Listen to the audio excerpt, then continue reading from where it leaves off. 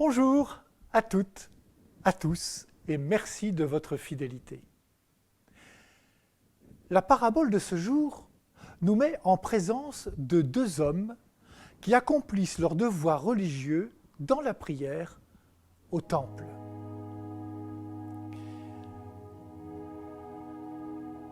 Le pharisien commence par rendre grâce, ce qui est parfaitement louable. En cela, il rejoint par exemple la prière de Marie, « Magnifique est le Seigneur ». Mais très vite, on se rend compte que ce pharisien décroche de la prière en s'autorisant à porter un jugement sur les autres qui ne sont pas comme lui. Ici, le publicain qui prie dans le même temple que lui. Je ne suis pas comme les autres hommes ou encore comme ce publicain. Son mépris et son autosuffisance en font le champion des étiquettes que l'on colle sur le dos des autres. Il ne parle que de lui en oubliant la source. C'est moi et les autres. Le publicain, qui se tient à distance, est dans son rôle. Il se fait discret, parce que comme collecteur d'impôts, il sait qu'il est perçu comme un tricheur, un voleur, un collabo.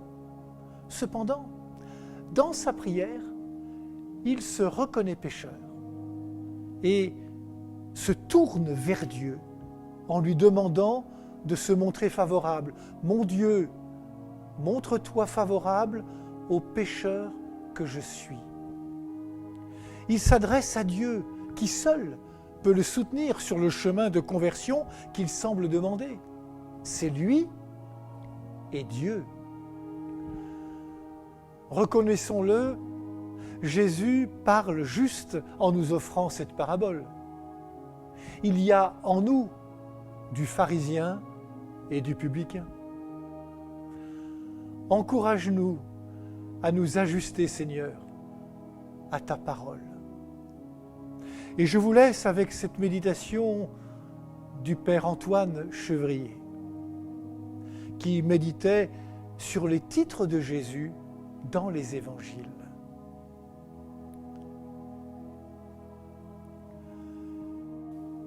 Il s'appelle l'envoyé de Dieu, le titre le plus simple, le plus intelligible.